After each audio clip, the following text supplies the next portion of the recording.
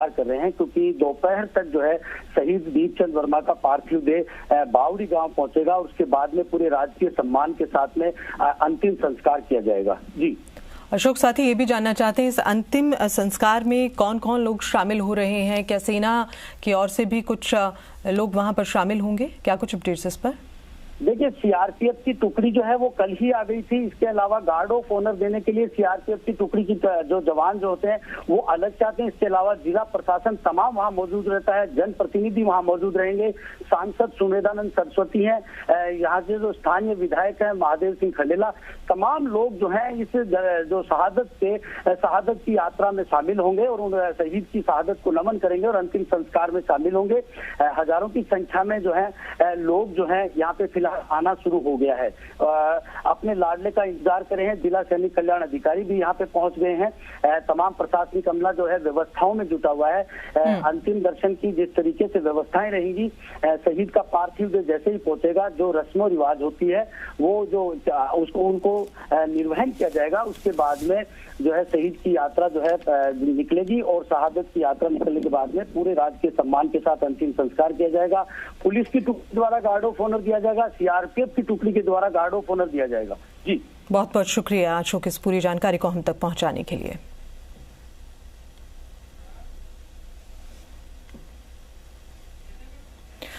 और आज शिवराज मंत्रिमंडल का विस्तार होगा। राज्यपाल आनंदीबेन पटेल शिवराज मंत्रिमंडल में शामिल होने वाले नए मंत्रियों को पद और गोपनीयता की शपथ दिलवाएंगी। शपथ ग्रहण समारोह सुबह 11 बजे राजभवन में होगा। आज करीब 28 मंत्रियों को शपथ दिलाई जा सकती है। आपको बताते चले, मंत्रिमंडल विस्तार पर लंबी चर्चाओं का दौर भी चला। शिवराज सिंह ने दिल्ली जाकर 2 दिन तक केंद्रीय नेतृत्व से बातचीत की और उसके बाद मंत्रिमंडल की फाइनल लिस्ट तैयार की गई। सूत्रों के हवाले से खबर आपको बता दें, आज गोपाल भार्गव, भूपेंद्र सिंह, विश्वास सारंग मंत्री पद की शपथ लेंगे और वहीं अरविंद भदौरिया, रामकिशोर कांवरे को भी मंत्री बनाया जाएगा। बड़वानी से विधायक प्रेम सिंह पटेल, ग्वालियर ग्रामीण से अगर बात करें विधायक भरत सिंह कुशवाहा और शुजालपुर से विधायक इंदर सिंह परमार को भी मंत्रिमंडल में जगह मिल रही है। सूत्रों के हवाले से खबर है कि सिंधिया खेमे से करीब 12 मंत्रियों को शपथ दिलाई जाएगी और वहीं कुछ पूर्व मंत्रियों को इस बार मंत्रिमंडल में जगह नहीं मिल सकी है। सूत्रों के मुताबिक रामपाल सिंह, गौरीशंकर बिसेन और पारस जैन का नाम मंत्रिमंडल विस्तार की लिस्ट से बाहर है।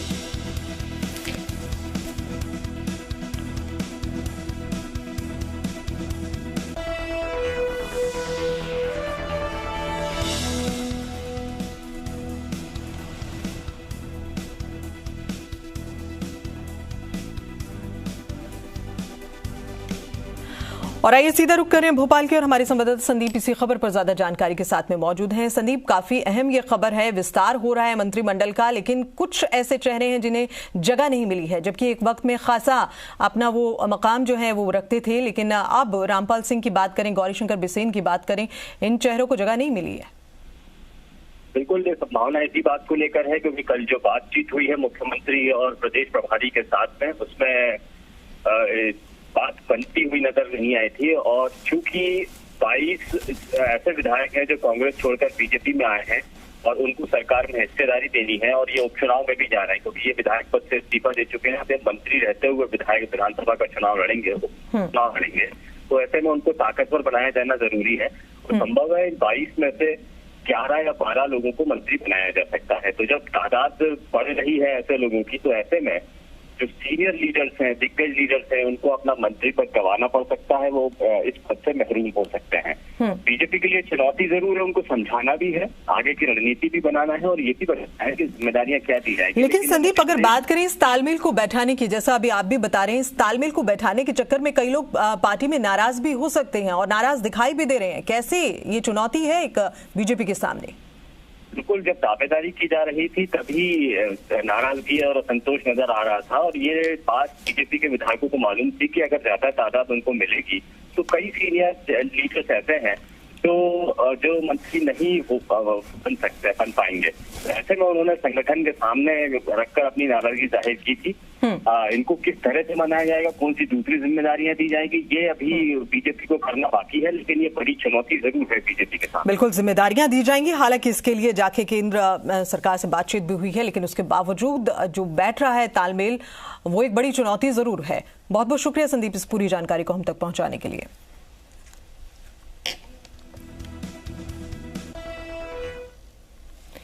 और अब आपको सावधान करने वाली खबर बता रहे हैं।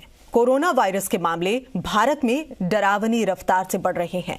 कोरोना के मामले कितनी तेजी से बढ़ रहे हैं, इसका अंदाजा आप इस बात से लगा सकते हैं कि पिछले 5 दिन के भीतर 1 लाख से ज्यादा मामले सामने आए हैं। जबकि पहले के मुकाबले अगर बात करें, पहले 1 लाख कोरोना केस तक पहुंचने में भारत को 110 दिन लगे थे, लेकिन अगले 45 दिन में ही 5 लाख नए मामले सामने आए हैं।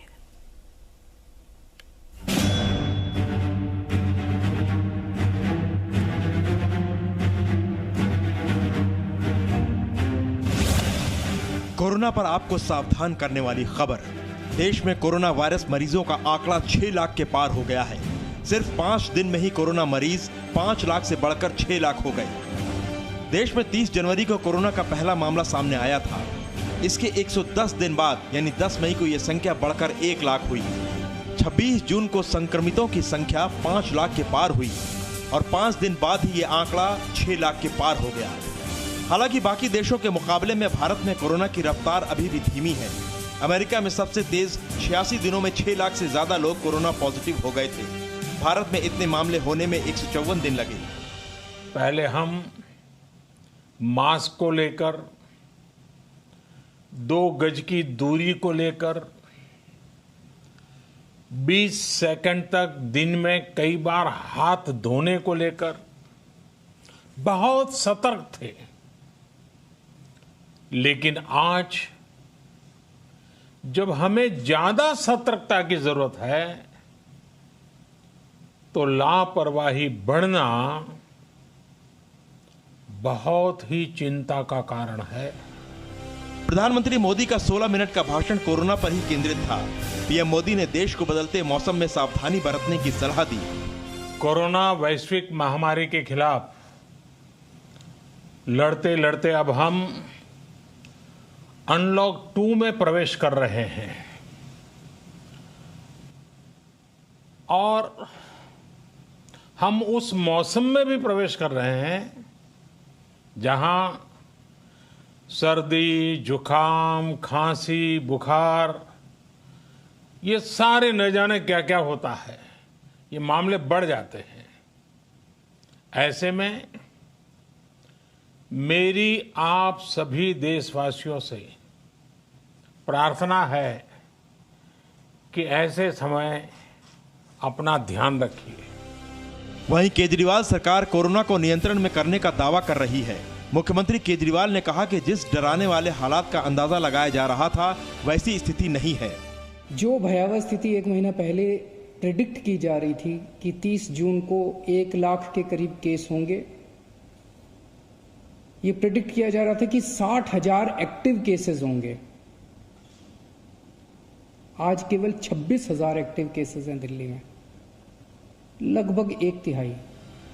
वहीं योग गुरु रामदेव ने जी न्यूज से एक्सक्लूसिव बातचीत में कहा कि योग और प्राणायाम की तरह कोरोनिल को जीवन में अपनाकर कोरोना को हराया जा सकता है। ये कोरोना की दवा थी, है और रहेगी। एक क्योर शब्द के ऊपर आपत्ति थी तो हमने कहा उसको मैनेजमेंट बोल लो, आप उसको रिकवरी बोल लो, उस जो है उनको बेनिफिट हुआ ये बोल लो। भाई जो सच है तो सच तो तथ्यों के आधार पर स्थापित होता है ना, कि अपने आप को कोरोना से बचाने के लिए योग प्राणायाम के साथ साथ स्वासारी कोरोनिल को अपनाइए। आपकी जिंदगी में कोई खतरा नहीं आएगा। मैं उसकी जवाबदेही लेने के लिए तैयार हूं। दिल्ली के उप मुख्यमंत्री मनीष सिसोदिया ने जी न्यूज से कहा कि दिल्ली और केंद्र सरकार मिलकर दिल्ली की जनता के लिए एकजुट होकर कोरोना के खिलाफ लड़ रहे हैं। लड़ाई तो लोगों को ठीक करने की है। केंद्र सरकार को सारा क्रेडिट चाहिए, हम तो सारा क्रेडिट भी कह देंगे केंद्र सरकार का ही है। हमें इसमें कोई नहीं लड़ना है। हमको दिल्ली वालों की चिंता है। मुख्यमंत्री जी का ये कहना है कि दिल्ली वालों के लिए कुछ भी कर सकता हूं मैं। किसी के आगे हाथ जोड़ने हैं, किसी को मनाना है, किसी से मदद मांगनी है, सबसे मदद मांगेंगे। तो सब मिलके कर रहे हैं और सबको लगता है कि देश सबका है और सबको बचाने की जरूरत है। कोरोना के खिलाफ लड़ाई अभी जारी रखनी होगी, सावधानी बनाए रखनी होगी, क्योंकि लॉकडाउन खत्म हुआ है, कोरोना वायरस नहीं। ब्यूरो रिपोर्ट, जी मीडिया। और उदयपुर में एक बार कोरोना का विस्फोट हुआ। जिले में कोरोना वायरस संक्रमण के 31 नए मामले सामने आए हैं। स्वास्थ्य विभाग से मिली जानकारी के मुताबिक संक्रमितों में 11 पॉजिटिव आए हैं। पूर्व में संक्रमित हुए मरीजों के क्लोज जो कांटेक्ट वाले लोग हैं उसके अनुसार ये लगाया गया है अनुमान।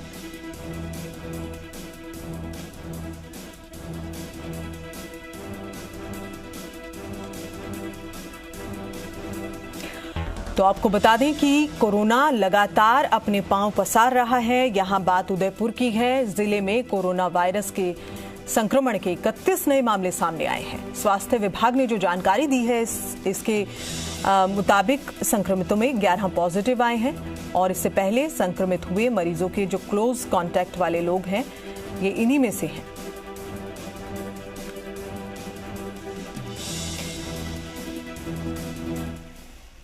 और मुख्यमंत्री अशोक गहलोत ने वीडियो कॉन्फ्रेंस के जरिए कोरोना को लेकर फीडबैक लिया।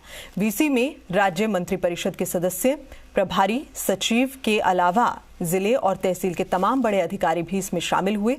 मुख्यमंत्री ने कहा कि राजस्थान में कोरोना से मृत्यु दर नगण्य हो और राज्य सरकार इस अवधारणा के साथ ही काम कर रही है। मुख्यमंत्री ने कहा कि अनलॉक के तहत जो संक्रमित हैं उनकी संख्या में वृद्धि होना काफी चिंता का विषय है।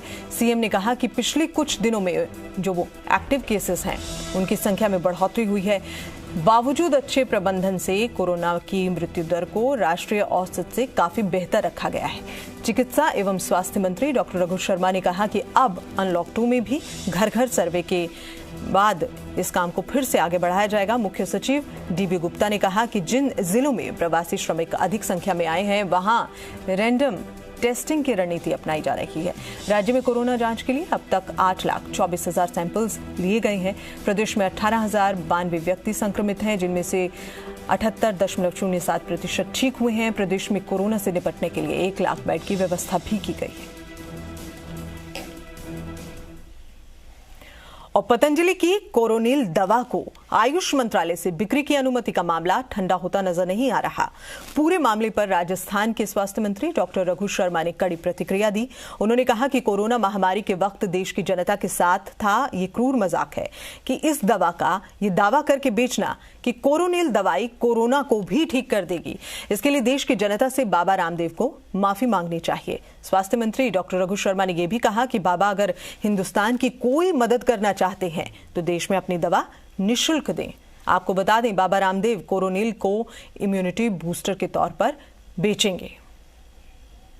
ये सारे देश में ये औषधियां अब मिलेंगी और कहीं कहीं कुछ लोगों के मनों में गलतफहमी थी तो उनको भी हम आयुष मंत्रालय का पत्र दे रहे हैं। माने महाराष्ट्र से लेकर के राजस्थान से लेकर के पूरे हिंदुस्तान भर में अब हम इस कोरोनिल को, श्वासारी को, पूरे ये जो हमारे गिलोय, अश्वगंधा, तुलसी, ये जो औषधियाँ हैं और इसके साथ साथ चाहे वो शिलाजीत है, चाहे हल्दी है, चाहे च्यवनप्राश है, हनी है, ये सब आयुर्वेद की चीज़ें, ये इम्यूनिटी के लिए अच्छी हैं। ये तो सारी कोरोना में आप व्यापार करने की कोई जुगत बैठाओ, वो पीड़ादायक है, वो हरगिज़ बर्दाश्त नहीं की जाएगी। हमने तब भी यही कहा था कि इम्यून बूस्टर के रूप में अगर कोई दवा बाज़ार में कोई भी कंपनी लेके आती है तो हमें कोई एतराज़ नहीं है, लेकिन अगर ये प्रचारित करके कि ये दवा है कोरोना के मरीज़ को ठीक कर देगी, हमारा एतराज़ यही था और आज भी है। अभी भी मैं कह रहा हूँ कि अगर इसको दवा के रूप में कोई बेचेगा कि ये कोरोना की दवा है तो ये भद्दा मजाक होगा प्रदेश की जनता से। प्रदेश में कोरोना संक्रमण के दौर में सरकार ने हालात से निपटने के लिए लगातार मुस्तैदी बरती, फैसले किए, हालात की समीक्षा की और जनता को राहत दिलाने की कोशिश की। कोरोना संकट के इस दौर में लोगों की सेहत का ध्यान रखने की कोशिशों के बीच सरकारी खजाने की सेहत खराब होती नजर आ रही है। रेवेन्यू टारगेट प्रभावित हुए हैं तो कोढ़ में खाज कि ये सरकार के रेवेन्यू जनरेट करने वाले बड़े महकमों में मंत्री और अफसरों के बीच चलती रही खींचतान ने भी मामला बिगाड़ने में कोई कसर नहीं छोड़ी। अब लॉकडाउन हटने के बाद अनलॉक के दौर में हालात पटरी पर लाने की कोशिश तो हो रही है, लेकिन इन कोशिशों के बीच सवाल ये उठ रहा है कि क्या अफसरों और मंत्रियों की आपस में बन पाएगी।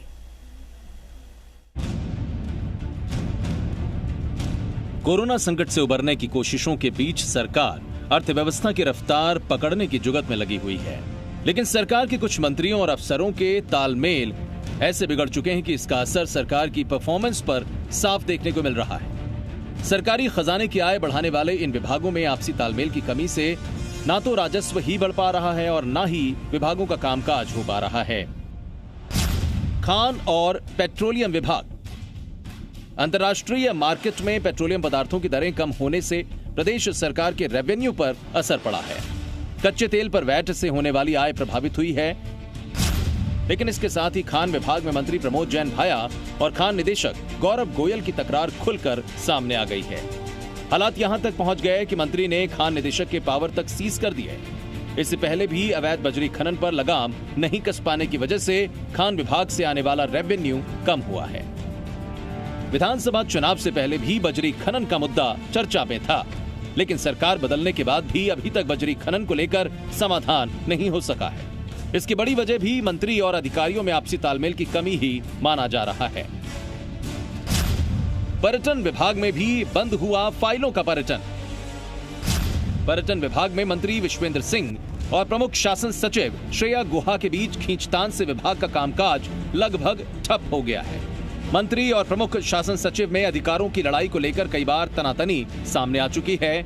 यहां तक कि प्रमुख शासन सचिव श्रेया गुहा तो अब बैठकों में भी नदारद रहने लगी हैं। हालात ये हैं कि मंत्री और अफसरों की खींचतान में विभाग अब तक प्रदेश में नई पर्यटन नीति नहीं बना पाया।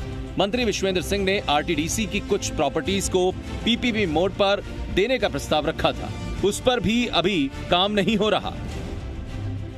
हालात ये हैं कि आरटीडीसी की फाइल्स तो मंत्री तक पहुंच ही नहीं रही। हालांकि सरकार के कुछ महकमों में मंत्रियों और अधिकारियों के बीच तालमेल गड़बड़ाने से विभाग के कामकाज पर भी बुरा असर पड़ा है, लेकिन ऐसा भी नहीं है कि सभी विभागों में आलम यही चल रहा हो। चिकित्सा और परिवहन जैसे बड़े महकमों में भी कुछ समय पहले तक हालात यही थे, लेकिन अब वहां तस्वीर कुछ बदली हुई दिख रही है। ऐसा भी नहीं है कि सरकार के सभी विभागों में ऐसे ही हालात हों। चिकित्सा और परिवहन जैसे बड़े महकमों में भी कुछ समय पहले तक ऐसे ही हालात थे, लेकिन वहां अब सुधार है। परिवहन विभाग में भी शुरुआती दौर में मंत्री और सरकारी अफसरों के बीच काफी दूरियां थीं। रोडवेज में भी पूर्व चेयरमैन रविशंकर श्रीवास्तव के साथ लग्जरी बसों की खरीद को लेकर खींचतान दिखी थी। रोडवेज और परिवहन विभाग में अधिकारियों के तबादलों के बाद हालात थोड़े सुधरे हैं। चिकित्सा विभाग में व्यापक सुधार। कुछ ऐसा ही मामला चिकित्सा विभाग का है। कुछ दिन पहले तक चिकित्सा मंत्री रघु शर्मा और विभाग के एसीएस रोहित कुमार सिंह के बीच तालमेल की कमी देखने को मिल रही थी, लेकिन पिछले दिनों कोविड-19 के दौर में मंत्री रघु शर्मा के बढ़ते कद के बाद हालात बदले हैं। विभाग के अधिकारियों पर चिकित्सा मंत्री ने मजबूत पकड़ बना ली है। नगरीय विकास और वित्त विभाग का जवाब नहीं। नगरीय विकास विभाग और वित्त विभाग की बात करें तो फिलहाल इस विभाग का जिम्मा मंत्री शांति धारीवाल के पास है। अधिकारियों से काम किस तरह कराना है ये धारीवाल बेहतर जानते हैं। इसके साथ ही रेवेन्यू जनरेशन के लिहाज से वित्त विभाग भी बड़ा महत्व रखता है, लेकिन वित्त विभाग का जिम्मा खुद मुख्यमंत्री के पास ही है, लिहाजा अधिकारियों की फाइल या फैसले इधर उधर करने की हिम्मत नहीं है। अफसरों और मंत्रियों के बीच अनबन या अधिकारों को लेकर विवाद पहले की सरकारों में भी देखने को मिला, लेकिन मौजूदा हालात में राजस्थान ऐसे प्रदेश में जहां कोरोना महामारी के बाद सरकार अर्थव्यवस्था को तेज गति से पटरी पर लाने की कवायद में है, ऐसे में कुछ विभागों में मंत्रियों और अफसरों की खींचतान कहीं ना कहीं सरकार की रफ्तार पर स्पीड ब्रेकर की तरह काम करती है, जिससे न केवल राजस्व का नुकसान हो रहा है बल्कि सरकार के प्रदर्शन पर भी असर पड़ रहा है। आईएएस की तबादला सूची पर मंथन के जरिए सरकार मंत्रियों और अधिकारियों के बीच हो रहे संघर्ष को कम करने की कोशिश में जुटी है, लेकिन कोविड-19 के दौर में यह कोशिश भी कोरोना से लड़ने जितनी ही मुश्किल दिख रही है। ऐसा इसलिए क्योंकि कई बार आपको मर्ज तो पता होता है लेकिन उसकी दवा नहीं, और यह भी नहीं पता होता कि जो इलाज किया गया है वह कारगर है भी या नहीं। सहयोगी भरतराज, दामोदर और कैमरा पर्सन देव प्रकाश के साथ शशि मोहन, जी मीडिया, जयपुर। और वहीं राजसमंद में देवगढ़ में सब्जी मंडी जा रहे व्यापारी से लूट का प्रयास बदमाशों ने किया है। बाइक सवार बदमाशों ने आंखों में मिर्ची पाउडर डालकर व्यापारी पर सरियों से हमला किया। अन्य व्यापारी को आता देख बदमाश फरार हो गए।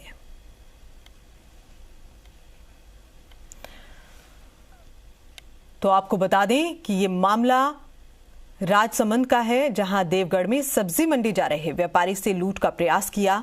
बदमाशों ने, बाइक सवार ये बदमाश थे, आंखों में मिर्ची पाउडर डाला व्यापारी की और उसके बाद सरियों से हमला भी किया। मैं शिवचंद्र माली और मेरा पुत्र दीपक माली घर से निकले। मंडी के रास्ते के ऊपर 2 हिचके आए।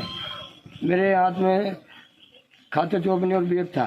दोनों ने मेरे आंखों में मिर्ची डालना शुरू कर दिया, बाइक को आगे लगा करके। फिर दूसरे राहगीर त्रिलोकचंद्र माली की कार आ रही थी, उस कार को देखकर मैंने उसमें डाल दिया मेरा चौपना और मेरे फिर जितने बाद में उसने मेरे सिर पर सरिया और खूब हाथ में मिर्ची डाली और मेरे को लहू लुहान कर दिया। और इसी के साथ इस बुलेटिन में इतना ही। दीजिए इजाजत, नमस्कार।